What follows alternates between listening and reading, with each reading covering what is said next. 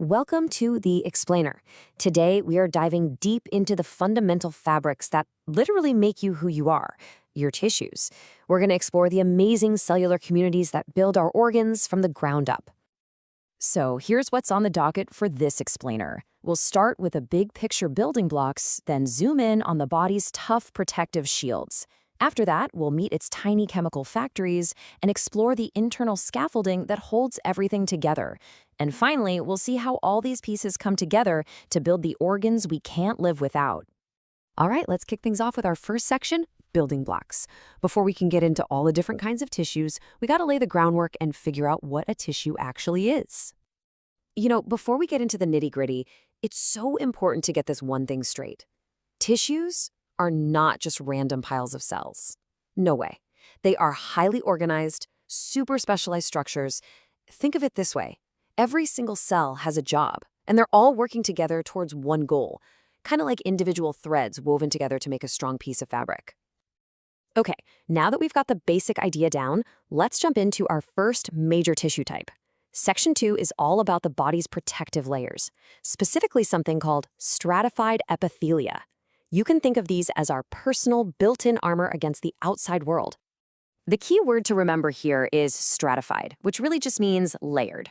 And it makes total sense, right? A single sheet of paper is super easy to tear, but if you stack 50 sheets together, that's going to be incredibly tough. It's the same principle here. The more layers this tissue has, the better it is at handling all that wear and tear. So here's the golden rule, the one thing you have to remember when you're trying to figure out what you're looking at. Forget the bottom layers. You want to look directly at the top surface, what we call the apical layer. The shape of those cells right at the top tells you everything you need to know. And this right here shows that rule in action perfectly. I mean, look at this. Both of these are stratified tissues. They've got multiple layers. But the key difference, the identifier, is all in that top layer. Your skin is keratinized. Its top cells are basically dead, packed with a tough protein called keratin, and they don't have a nucleus. Now, compare that to the lining of your esophagus, which is non-keratinized. Its top cells are alive and well, they've got a nucleus, and their job is to keep that surface moist. Now, here is a tissue that is a true shapeshifter. You find it in places like your bladder, and it literally changes its shape depending on how full the organ is.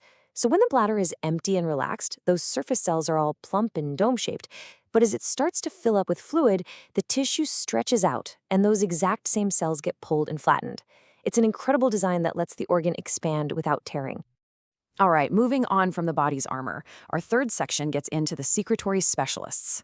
We're talking about glandular epithelia. These are the tiny but incredibly powerful factories inside our bodies that are constantly producing essential stuff. So, what's a gland all about? It's actually pretty simple. Their entire purpose is production and release.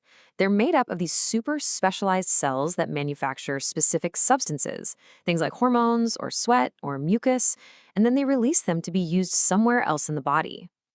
Now, to keep all these little factories straight in our heads, we can sort them in three main ways. First, by their structure. You can think of this as their plumbing. Second, by how they actually release their product. And third, by the chemical nature of the product itself. What is it made of? This slide is so cool because it shows the whole life cycle of secretion. First, you have merocrine glands. They're the most efficient, just releasing their product super neatly with no damage to the cell itself. Then you have apocrine glands, which sacrifice a little piece of themselves, pinching off the top part to release their goods. And then there's the holocrine method. This is the ultimate sacrifice, where the entire cell basically self-destructs just to release its contents. That's how the oil glands in your skin work. Wild, right? And this shows you just how different the products can be. On one hand, you have serous glands. They make thin, watery fluids, and if you look at their cells, they have nice, round nuclei. But then you have mucus glands. They produce that thick, slimy mucus. And get this, they make so much of it that it actually squashes the nucleus, flattening it and pushing it all the way down to the bottom of the cell. What a great visual cue! All right, for our fourth section, let's talk about the body's internal scaffolding. This is the stuff that holds everything together. It's our most abundant and versatile toolkit, connective tissue. The reason connective tissue is so incredibly diverse is that it has this amazing toolkit of three distinct fiber types. You can think of collagen as the body's strong ropes, giving it tensile strength. Elastic fibers are like rubber bands, letting tissues stretch and then snap right back into shape. And finally, you have reticular fibers, which form this delicate spider web-like mesh. This mesh acts as a soft internal skeleton for organs. We call this supportive framework a stroma. And speaking of that collagen rope, get ready for this number. It is unbelievably abundant. In fact, it makes up a staggering 79% of all the protein in the entire human body. Okay, first up in the loose connective tissue family is areolar tissue. I like to call this the body's universal packing material, or maybe it's bubble wrap. You find it almost everywhere, cushioning our organs, holding onto fluids, and playing a really important role in our immune response.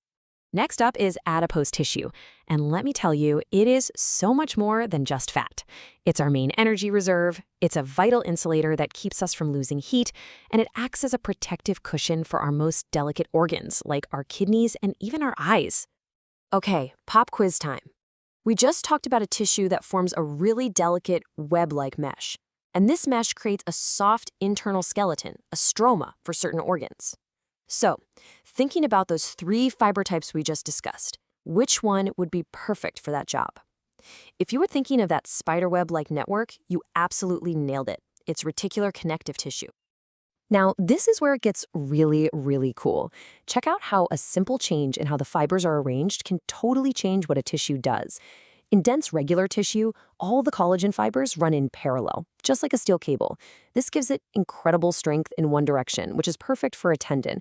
But in dense irregular tissue, those same fibers run in all different directions, creating a tough sheet that can handle tension from many angles at once, like the dermis of your skin.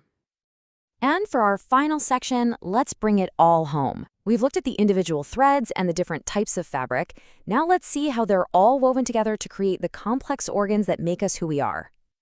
So here's the biggest takeaway of all. No tissue is an island. They all work in teams. Think back to our stratified epithelia, those protective shields. Well, those cells need nutrients. They need a blood supply. They need structural support. And where do they get it? From the connective tissue that's always sitting right underneath them. That specific layer is called the lamina propria, and it's a perfect example of teamwork. It's areola tissue, packed with blood vessels and immune cells, all there to support the epithelial cells above it. Every single organ is a collaboration just like this. So we've journeyed from the body's complex fabric all the way down to the individual threads that weave it together. We've seen again and again how structure dictates function at every single level. So we'll leave you with this final thought to get you thinking. What organ or what system will you look at differently now, knowing about the intricate tissues that actually bring it to life?